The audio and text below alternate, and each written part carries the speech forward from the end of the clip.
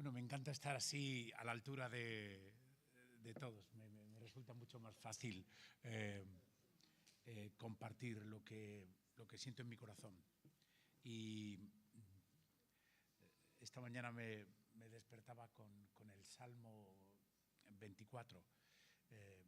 Del Señor es la tierra y su plenitud, el mundo y los que en él habitan. Porque Él fundó sobre los mares, Él la fundó sobre los mares y la firmó sobre los ríos.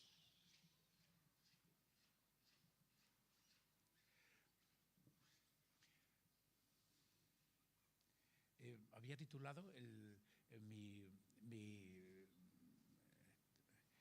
palabra para compartir hoy, ¿todavía Dios habla hoy? ¿Todavía Dios habla hoy? Él es el soberano Señor de la creación. Él sustenta con su palabra el universo y las vidas de las personas. Él está sentado en su trono, pero también está al lado nuestro en el sufrimiento. Y Él nos ama profundamente y quiere que entendamos qué hacemos aquí, qué es la vida y por qué Él no se manifiesta de una forma más clara y contundente en este tiempo, ¿no? Y se me ocurría una pregunta así de entrada, ¿no? Y es, ¿cómo ves la Iglesia? ¿Crees tú que la Iglesia, la comunidad a la que perteneces, necesita cambios? Y si tú ves y te gustaría que la Iglesia fuera algo diferente, yo te diría que la forma de empezar a cambiar tu Iglesia, la forma de empezar a cambiar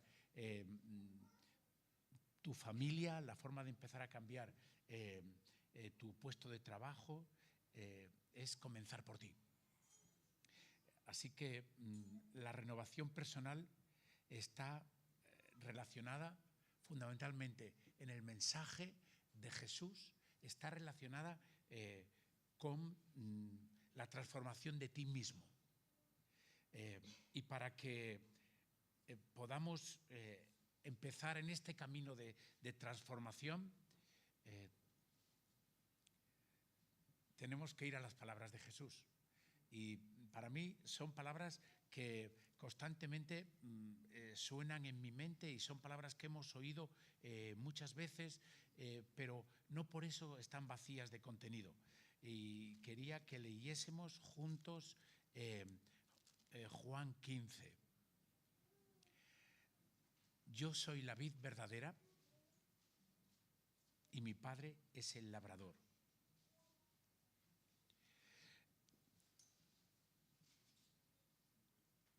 Todo sarmiento que en mí no lleva fruto, lo quitará, y todo aquel que lleva fruto lo limpiará para que lleve más fruto. Vosotros estáis limpios por la palabra que os he hablado. Permaneced en mí y yo en vosotros, como el sarmiento no puede llevar fruto por sí mismo si no permanece en la vid, así tampoco vosotros si no permanecéis en mí. Yo soy la vid, vosotros los sarmientos. El que permanece en mí y yo en él, éste lleva mucho fruto, porque separado de mí nada podéis hacer. El que en mí no permanece será echado fuera como un sarmiento y se secará, y los recogen y los echan en el fuego y arden. Si permanecéis en mí y mis palabras permanecen en vosotros, pedid todo lo que queréis y os será hecho. En esto es glorificado mi Padre, en que llevéis mucho fruto y seáis así mis discípulos. Yo he trabajado en la vendimia. La vendimia aquí en España es un cultivo, y también en Israel es un cultivo frecuente, y España entre otras cosas, para los romanos era tierra de conejos, y eso es el nombre de Hispania, pero es tierra también de vinos. Bueno, entre nosotros hay un francés que dice que ellos tienen más vinos que nosotros, pero son vinos distintos. Pero Jesús pone una imagen muy sencilla, y es que algo que hemos visto cuando vamos por la naturaleza aquí en España, y es unos arbolitos chiquititos que tienen pues un tronco notable, que a veces no se ve porque está cubierto por las hojas y las ramas de ese tronco. Ese tronco, esa planta se llama la vid, y las ramas que salen de la vid son los sarmientos. Y los sarmientos, de ellos brota el fruto, que es el racimo de uvas. Y Jesús quiere hablarnos de una forma muy sencilla acerca de llevar fruto. Y esto es algo que Dios quiere de nuestra vida, que llevemos fruto. El fruto que tenemos que dar puede ser muy variado. El fruto puede tener que ver con obras buenas que Él ha preparado para nosotros, ¿no?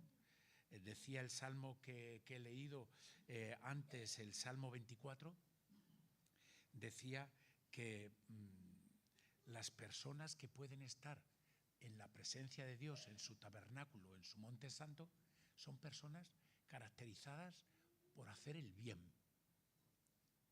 por no conceder para nada con el mal. Entonces, un fruto que podemos dar para Dios es personas que de una forma constante en su vida están buscando siempre hacer el bien. Yo muchas veces le digo a mis compañeros, yo trabajo en el ministerio del bien.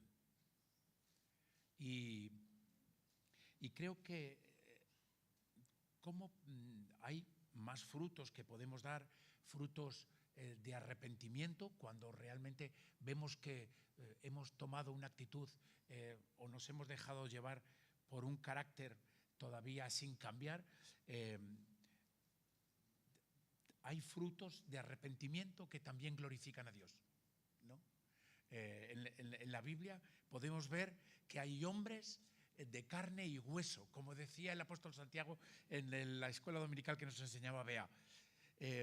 Decía el apóstol Santiago, Elías era un hombre como nosotros, sometido a pasiones y dificultades. Elías lo vemos como un hombre poderoso y lleno de Dios, pero Elías tuvo momentos de depresión profunda, que necesitó cura de sueño para poder reaccionar, que tuvieron que alimentarle los cuervos, y que Dios tuvo que proveer para él porque estaba en un tratamiento psicológico profundo.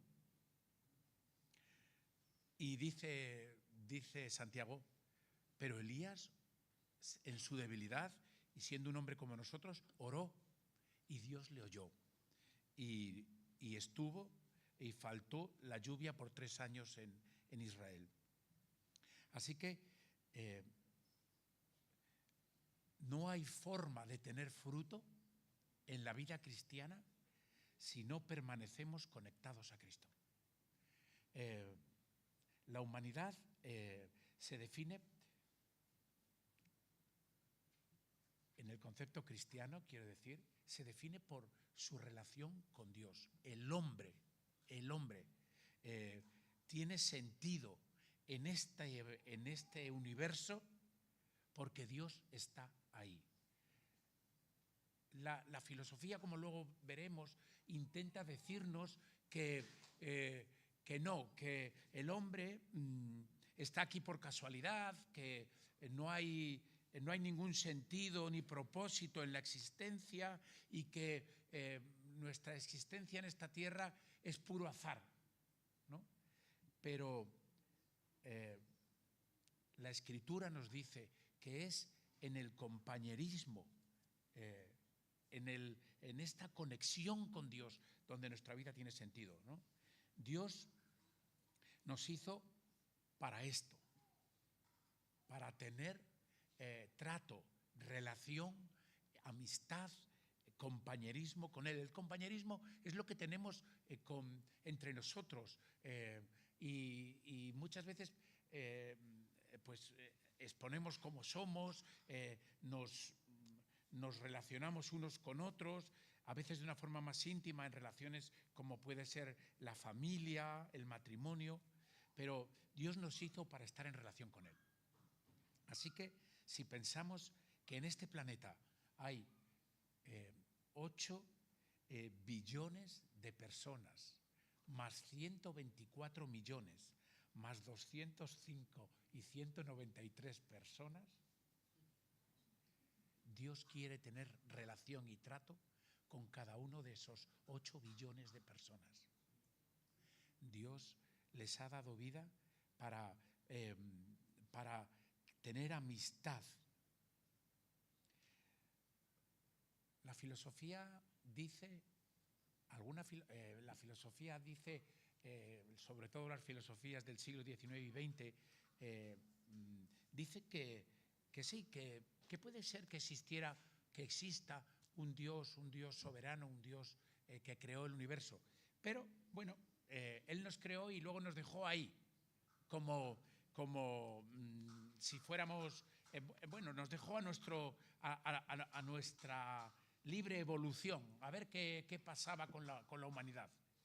Y podemos ver, y no tenemos que engañarnos, que hay filosofías que hablan de un ser supremo, pero ese ser supremo no tiene un trato personal con la humanidad, con las personas. Reconocen que Dios es autor de la naturaleza, pero no se revela al hombre, no le dice nada. No acepta, pues, estas filosofías que podemos ver y no tenemos que dejarnos engañar por ellas. No aceptan credos ni ninguna religión en particular. Estas filosofías son lo que se ha dado en llamar el deísmo, ¿no? Y inspiran, por ejemplo, colectivos como puede ser la masonería, ¿no? Inspiraron la Revolución Francesa y son filosofías que hablan de Dios, pero un Dios que está ausente, que está en otro lugar, ¿no? Y bueno, personas tan importantes como los filósofos griegos, ¿no? Sócrates, Platón, Aristóteles, o incluso los pensadores del siglo XVII y XVIII, Voltaire, Rousseau, Montesquieu, son personas, o los mismos fundadores de los Estados Unidos, ¿no? Porque los mismos fundadores como Franklin o George Washington pensaban en esto. Cuando vemos en el dólar vemos como una imagen, ¿no? Que dice solo en Dios confiamos, ¿no? Hay símbolos masónicos que están en esa moneda. Es decir, la masonería es una colectividad, una sociedad de ayuda mutua entre personas, por cierto, solo hombres, y esa ayuda mutua puede llegar a demandar del individuo una solidaridad sin límites, que sobrepasa las reglas y las normas. Si tú eres un masón y hay un miembro, estás en una guerra y hay un soldado del ejército contrario y tú que has caído herido le haces entender que eres masón, ese soldado que también es masón tiene que ayudarte. Pero también un juez saltándose las leyes para ayudarte al entender que tú eres masón. Son incluso a veces arriesgando su propio dinero y fortuna, ¿no? Pero el Dios de la masonería no es el Dios de la Escritura. el Dios de la Escritura ha creado al hombre y lo ha puesto en el pináculo de la creación y lo creó a su imagen para tener comunión y amistad y compañerismo y estar con nosotros. Y el hombre decidió tomar un camino de autonomía y rompió la relación con Dios desobedeciéndole. Pero Dios desde el principio hizo lo posible para restaurarnos. Hizo un plan de rescate que se ve desde el principio de la creación. Un plan que a través del cual se acercó a nosotros, primero a través de los sacrificios que el hombre tenía que realizar para poder estar en paz con Dios. Es un camino de acercamiento a Dios. ¿Quién hizo el primer sacrificio? ¿Quién lo ofreció, el primer sacrificio en la Biblia? Fue Dios mismo. Dios mismo, el que sacrificó un animal para ponerle, para poner vestidos a los hombres. Y Él se acercó a nosotros y habitó entre el pueblo de Israel en un tabernáculo. Su presencia estaba allí. Dios, a pesar del pecado y de la rebelión del hombre, Dios hizo un plan de acercamiento que se concretó y se materializó de una forma global y completa en Jesús. Jesús es muy curioso, pero el Evangelio de Juan dice, y el Verbo se hizo carne y habitó entre nosotros. Esa palabra habitó es tabernaculanizó entre nosotros. Es decir, en Jesús Dios puso su tabernáculo, puso su presencia ante nosotros.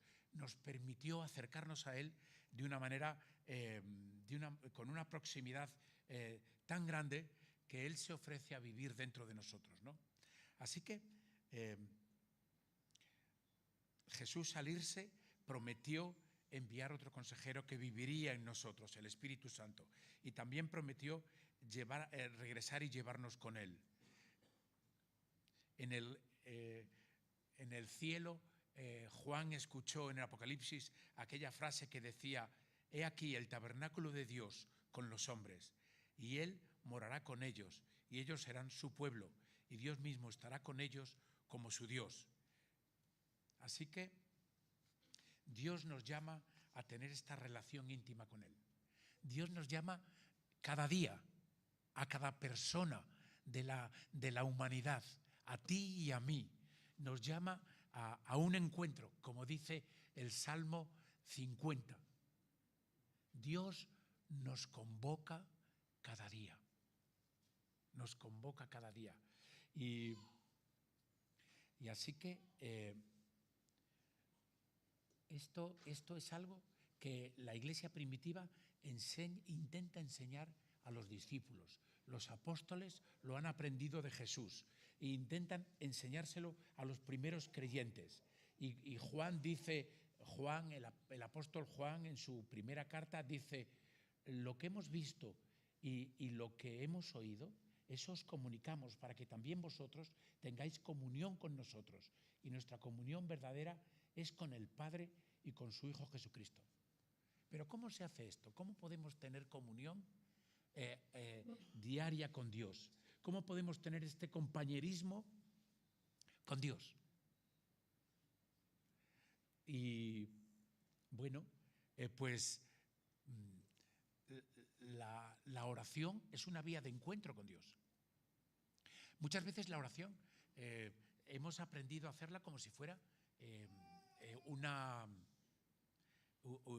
lista de la compra, ¿no? Es decir, llegamos a Dios y le hacemos, pensamos que nos podemos acercar a Dios con un cierto protocolo y hacerles llegar nuestras necesidades y cuando terminamos nos vamos, ¿no? Pero no, la verdad es que no nos han enseñado a escuchar a Dios en la oración, a escucharle, ¿no? ¿Y cómo podemos escuchar a Dios? Dios habla. Dios te quiere decir una palabra a ti.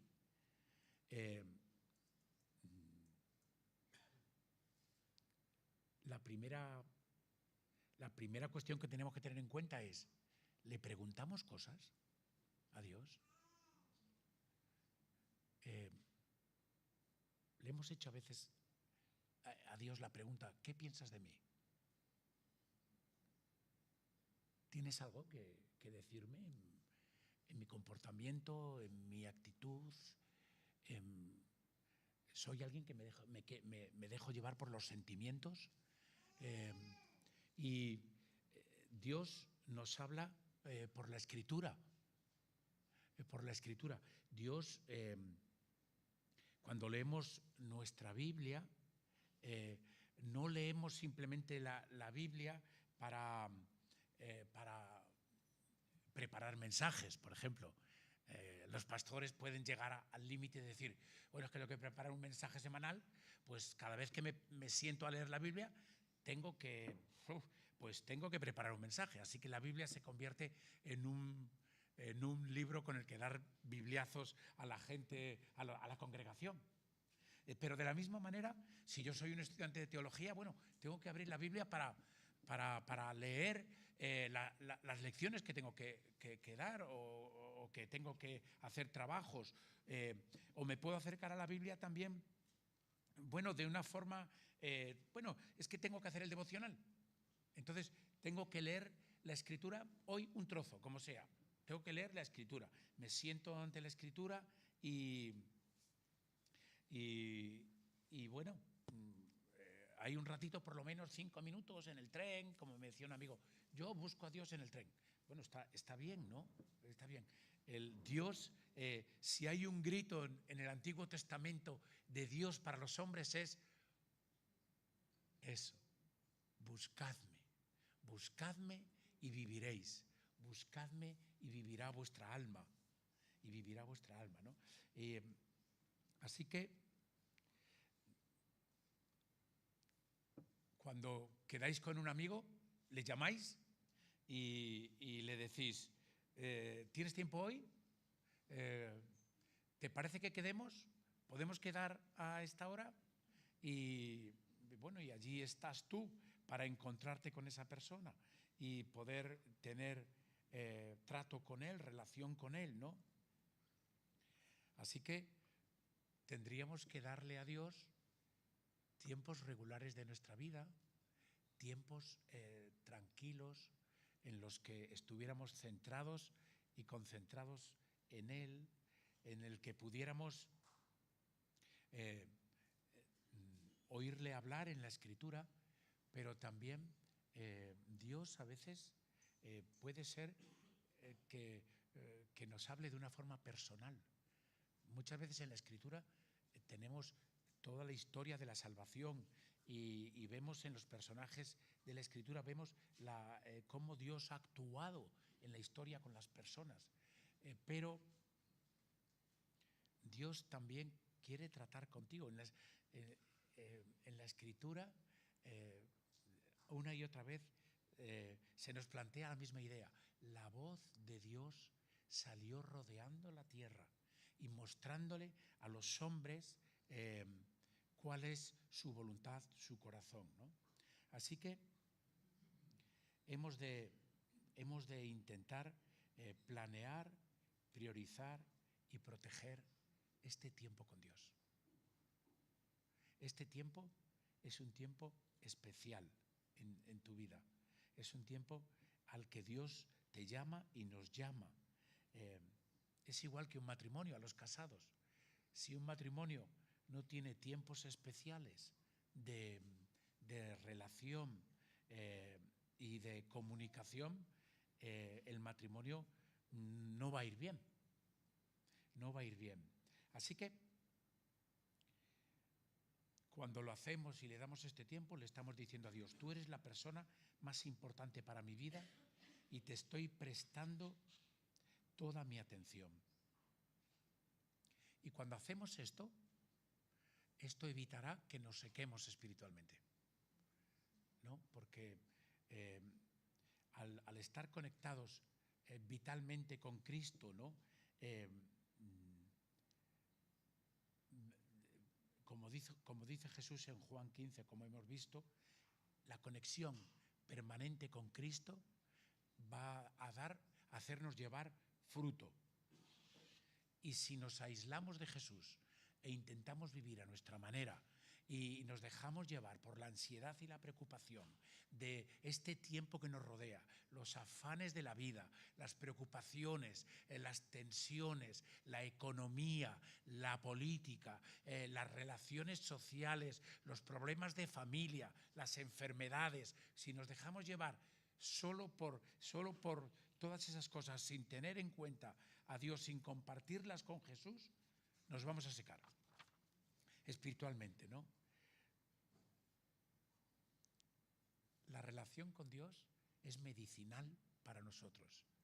Dice el Salmo 19, la ley del Señor es perfecta y restaura tu psique. Ahora se habla mucho de las endorfinas, se habla de la serotonina, se habla de muchos otros neurotransmisores, que cómo se activan y se desactivan y qué tipo de reacciones producen en nosotros.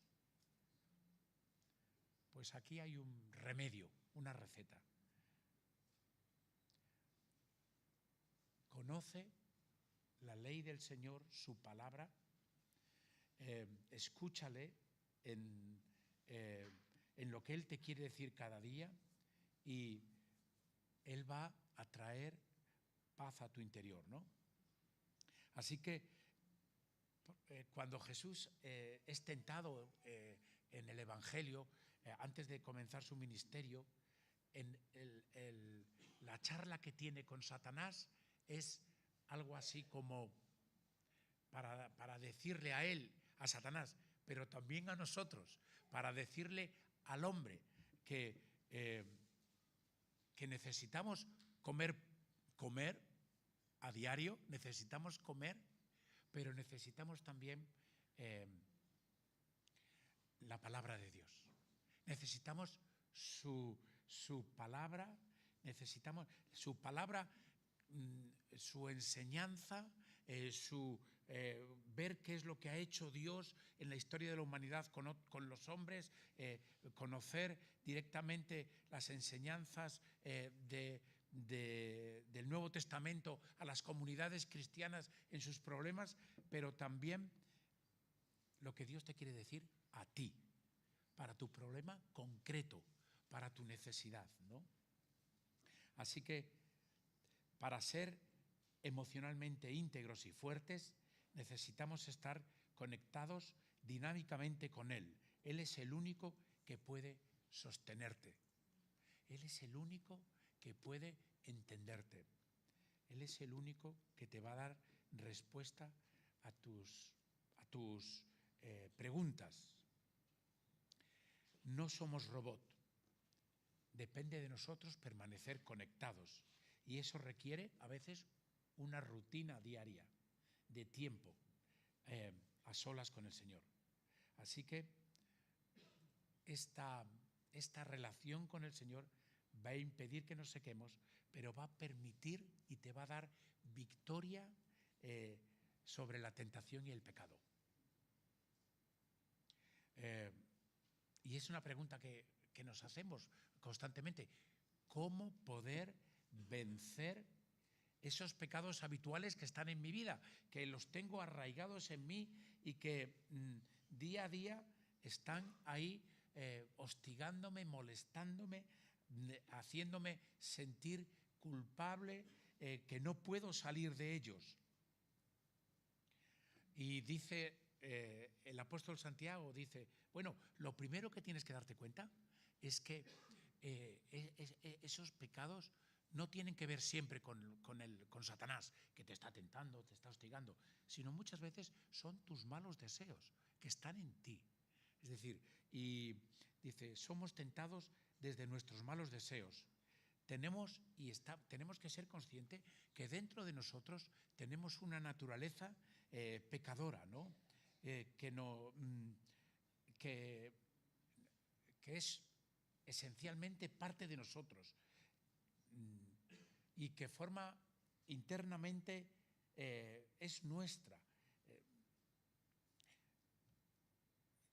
Es nuestra forma de ser más profunda, lo que define un poco lo que pensamos, nuestros pensamientos, cómo respondemos.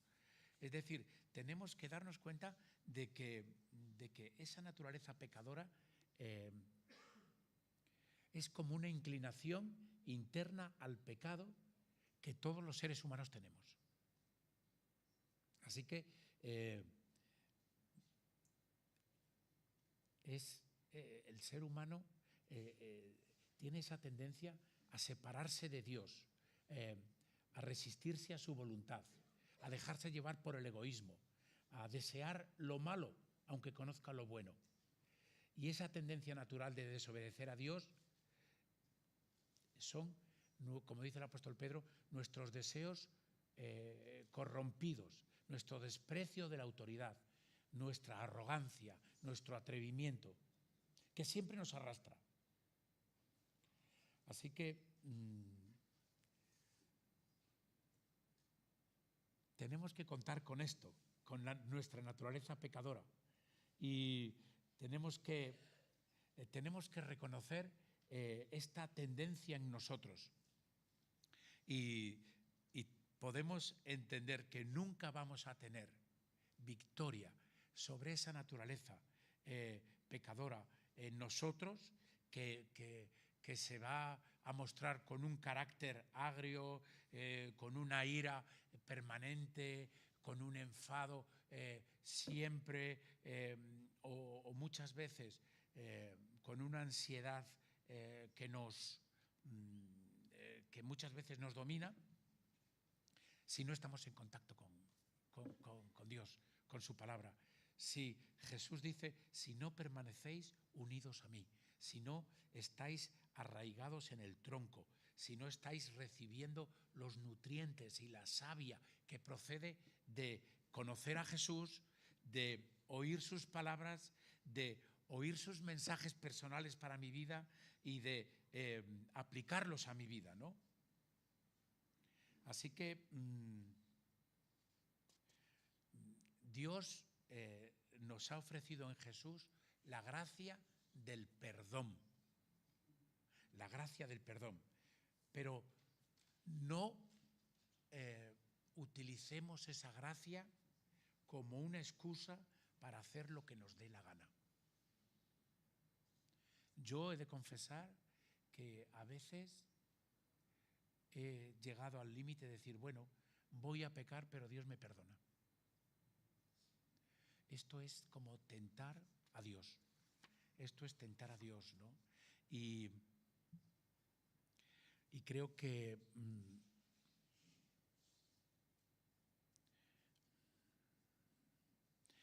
yo creo que no debemos de ignorar que tontear con ciertas facetas de nuestro carácter, estar sometidos a un carácter de ira o enfado, o tal vez de decir frases como yo soy así, muchas veces le damos lugar al enemigo en nuestra vida.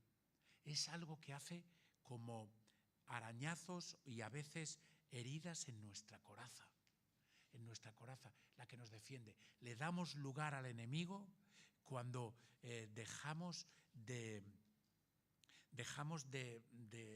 ser escrupulosos en pensar que podemos vivir de cualquier manera la vida cristiana, que podemos vivir desconectados de la vid, ¿no? Así que para poder caminar diariamente con Cristo, sometidos a Cristo y sostenidos por su Espíritu, es la única manera de resistir las tentaciones. Y hay áreas donde nuestra vida, hay áreas de nuestra vida donde el pecado ha dejado heridas, y tenemos que clamar a Dios por liberación en esas áreas.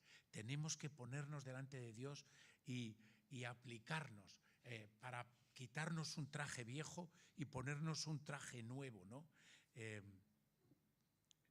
Dios nos va a escuchar cuando clamemos por ayuda contra patrones de pecado en nuestras vidas. Dios nos va a escuchar. Alguien puede pensar, esto es una adicción y no tengo libertad. Necesito un tratamiento psicológico. Dios a veces puede utilizar los tratamientos. Esto es una adicción al alcohol, al juego, a la pornografía, una adicción al tabaco, una adicción a la comida, una adicción a muchas cosas en las que estamos viviendo. Hay libertad en Cristo, ¿no? Dios proveerá una salida ante tentaciones irresistibles. Así que tenemos que estar conectados a la vid. La gracia fluye a través de nosotros y nos da el deseo y la capacidad de resistir la tentación. Dios es el que en vosotros produce ese deseo de querer y a veces también de hacer. Y oímos en el Nuevo Testamento frases como: dejad ya de mentiros.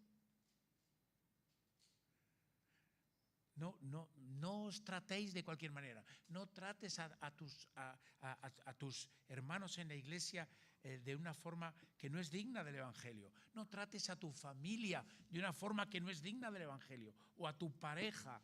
No la trates de una forma que no honra a Dios y a Jesús, ¿no? Así que el estar conectado con Cristo nos va a ayudar a que no nos sequemos espiritualmente, nos va a ayudar a que en la tentación y en la lucha contra el pecado, nos va a ayudar a madurar en nuestro carácter. Así que esta vida devocional diaria es necesaria para que el creyente tenga victoria y pueda caminar a diario con el Señor.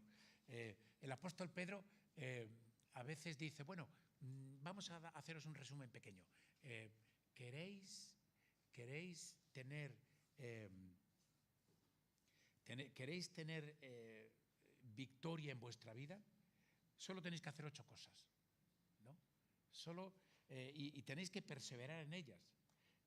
Y lo primero que dice es: tenéis que abundar en el conocimiento de Jesús. Tenéis que abundar en ser sensibles a su palabra, en escuchar esa voz de Dios para tu vida y tus problemas, en este caminar diario con el Señor. Dice, pero tenéis que añadir cosas a la fe. No os podéis quedar con las primeras pasos de la fe en Cristo. Tenéis que crecer en excelencia, tenéis que crecer en conocimiento de Dios, conocimiento de Él, no solo teórico, sino práctico para la vida. Tenéis que crecer de tal manera que os dé dominio propio, que podáis dominar vuestros deseos, que podáis dominar en vuestras luchas, tener victoria. Tenéis que saber que en las luchas necesitáis la paciencia. Tenéis que llenar vuestra vida de devoción a Dios, pero tenéis que dejaros invadir por el afecto fraternal y el amor que Dios os tiene para expresarlo a los que os rodean. Perseverar en estas 8 cosas. Perseverar y no caeréis jamás. Y no caeréis jamás. Así que hoy estamos en una sociedad que anhela el éxito, pero no podemos solo alimentarnos del sermón del domingo. Tenemos que comer más. Es decir, cada día tenemos que alimentarnos. No podemos esperar que nos vaya bien como quien cree en la suerte, que la suerte esté de tu lado. No, hermanos. no es cuestión de suerte o de buenos tiempos o de malos tiempos. Es cuestión de permanecer en la presencia de Dios. Hay una frase que a mí me impresiona. Lo que no sabes, lo que no sabes de Dios, lo que no profundizas en conocerle, lo que has dejado en tu vida o has perdido el tiempo para conocer más a Dios y tener más relación con Él, eso te dañará, te lastimará. Así que en la Biblia tenemos consejos. Yo le decía al hermano de la mamá de Claudio, ¿no?, en la boda, le decía, mira, en los proverbios hay enseñanzas de cómo vivir. A mí me sorprendía. Cuando yo estaba empezando mis primeros pasos en la fe, me daba cuenta de que los proverbios me ayudaban a tomar decisiones sobre cómo actuar en negocios, tomar decisiones de cómo relacionarme con las personas, tener cuidado de determinado tipo de relaciones, cuidado con mi actitud ante el trabajo. La enseñanza de Dios es muy práctica, no es teórica. Dios no quiere simplemente que seamos religiosos, que venimos con la cara bonita el domingo y luego nuestra vida sea una vida, como decían en el tiempo que estábamos en la Iglesia Católica, seamos beatos, con una cara bonita los domingos, pero luego con una vida horrible durante la semana, ¿no? Así que podemos y debemos de creer que Dios habla hoy. En nuestro tiempo, muchas veces hemos llegado a pensar que, bueno, que en el Concilio de Trento la Iglesia Católica dijo que ante la Reforma Protestante dijo que la Biblia no la podían entender los religiosos de a pie. Había que tener una enseñanza, había que tener conocimientos teológicos que pudieran permitir que la enseñanza de la Biblia no fuera herética, ¿no? Pero sin embargo, la Reforma Protestante se instauró en Europa con un principio claro, y era que la Escritura tiene que ser accesible a todas las personas. La Escritura es los mejores intérpretes no son los que tienen estudios teológicos necesariamente, ¿no?, o métodos de interpretación validados, o un conocimiento de idiomas bíblicos originales o de trasfondos históricos y de todos los periodos bíblicos. La Biblia no nos da su mensaje solo a los más inteligentes y disciplinados, sino que es el Espíritu Santo en nosotros el que interpreta de forma más confiable la Biblia. Ningún hombre, por muy teólogo y erudito que sea, puede entender la Escritura sin la obra del Espíritu Santo en su vida. Y la enseñanza académica cristiana no es tan importante como nos han hecho creer ciertos eruditos cristianos. La Iglesia ha sido engañada en este tema, porque la cultura en la que vivimos exalta la inteligencia y la educación. Dios elige a los que no saben para confundir a los sabios. El Señor lo diseñó de este modo, que las verdades del reino no puedan ser plenamente entendidas sin la ayuda divina. Las Escrituras nos dicen que Dios sigue hablando hoy, que Dios le encanta hablar, que Él no va a hablar a los soberbios, a los arrogantes, a los orgullosos. Él se deleita en hablar a dos tipos de personas. Personas que piensan que son demasiado simples. Dice Jesús, mis ovejas oyen mi voz y yo las conozco y me siguen. Y no necesariamente tienen que ser eruditos para escuchar la voz del pastor. ¿Habéis visto ese vídeo de internet? Que yo os lo recomiendo, que es una serie de personas intentan llamar a un grupo de ovejas, captar su atención gritando y tal. Y las ovejas pasan absolutamente de esos gritos, ¿no? Pero el pastor los llama de una forma muy peculiar, que parece ridícula, pero las ovejas levantan la cabeza y se acercan todas hacia el pastor. Mis ovejas oyen mi voz. Entonces, si somos sus ovejas, no puede ser un estándar complicado lo que Dios quiere decirnos. Lo que Jesús quiere decirnos es para todos y es para mí. Tú y yo podemos escuchar su voz, pero Dios también habla a las personas que piensan que son demasiado malas.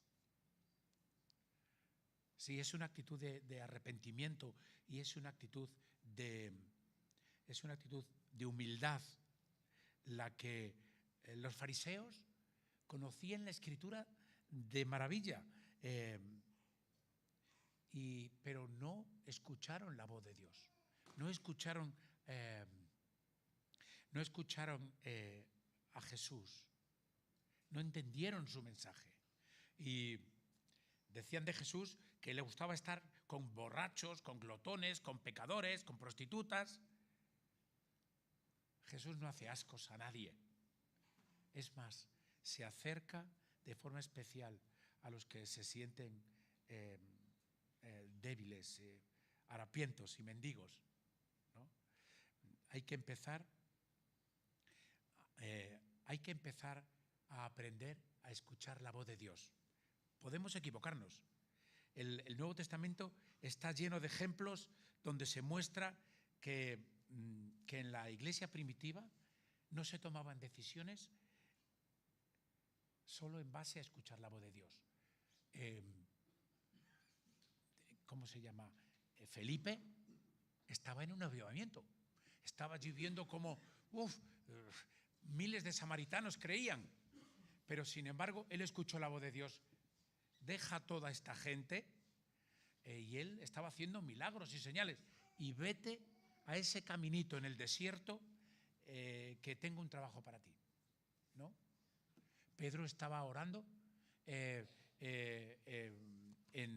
el techo, en la azotea de aquella casa en Jope, y Dios le dio una visión y le dijo: tengo una solución para el conflicto entre judíos y gentiles dentro de la iglesia. Y yo te doy esa solución. Y Pedro vio una visión y Dios le habló a través de ella. Y así podemos ver que Pablo subió a Jerusalén por una visión a pesar de que sabía que iba a sufrir. Que Dios habla, sigue hablando, sigue actuando. Sus dones son relevantes. Su palabra, podríamos decir que en la historia de la Iglesia ha habido muchas personas muy influyentes que se han caracterizado por escuchar la voz de Dios para sus necesidades concretas, una voz de Dios para un problema, para una situación, para un conflicto. Gente como Agustín de Hipona, Francisco de Asís, Martín Lutero, Wesley. Cuando leemos sus biografías, Miller, Murray, Bonhoeffer, Spurgeon, Tozer, Dobson, Warren, Schaeffer, Paul Tournier, que nos hablan en sus biografías que escuchaban la voz de Dios.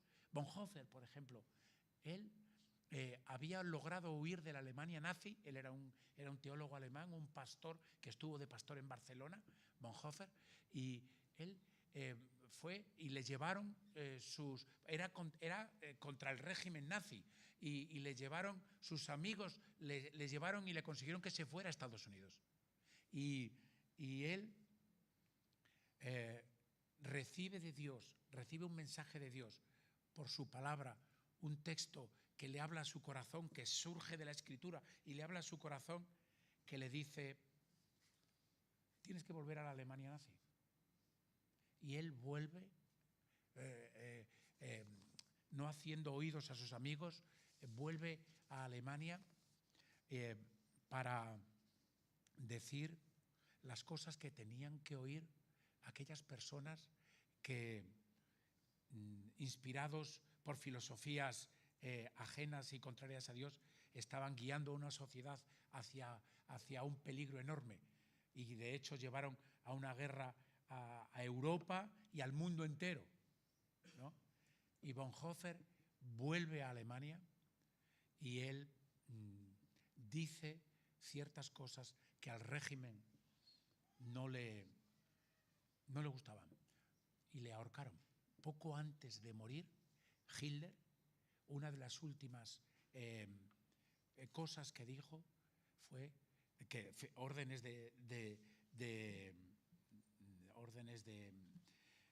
para que se hicieran o se consumaran ciertas penas de muerte, fue la de Bonhoeffer. Ya casi el régimen nazi estaba destruido, pero se ejecutó esa orden. Bonhoeffer, escuchando la voz de Dios, volvió a Alemania, murió por intentar ser fiel a la Escritura en una Alemania que necesitaba que el silencio de todos se rompiera y que la voz de Dios se oyera. Y así Dios te va a hablar a ti y me va a hablar a mí. Así que te aconsejo que cuando comiences tu tiempo devocional preguntes algo. Señor, ¿qué es lo que te parece mi vida? ¿Cómo crees? ¿Qué tienes que decirme a mí? ¿Cómo resuelvo mis problemas? ¿Cómo, Señor, háblame? Y escucha, lee la Escritura, escucha el mensaje. Dios puede poner sueños, puede poner ideas en tu mente, puede poner textos bíblicos, Dios puede poner. Tenemos que estar en esa actitud de escuchar la voz de Dios. Escuchar. Dios te puede hablar por un anuncio, te puede hablar por tu mujer, por tu marido, por tu suegra. Dios te puede hablar, pero tenemos que estar en esa actitud de que Dios no está ahí olvidado de su creación, sino que Él está aquí hablándonos en nuestra realidad. Y Él te dará palabras a veces sorprendentes para hablar a personas, darles palabra de Dios para su vida. Esto puede ser una revolución en nuestras vidas. Arraigados en la vid, vamos a dar fruto. Dice Jesús, si permanecéis en mí y mis palabras permanecen en vosotros, orad y veréis cómo Dios contesta a vuestras oraciones. Pero hay una condición. Tenemos que alimentarnos de los nutrientes espirituales que vienen de la vida de Jesús y que se transmiten a nosotros en la búsqueda de Dios y en el estudio de la Escritura y en el anhelo por escuchar su voz. Bueno, que Dios os bendiga.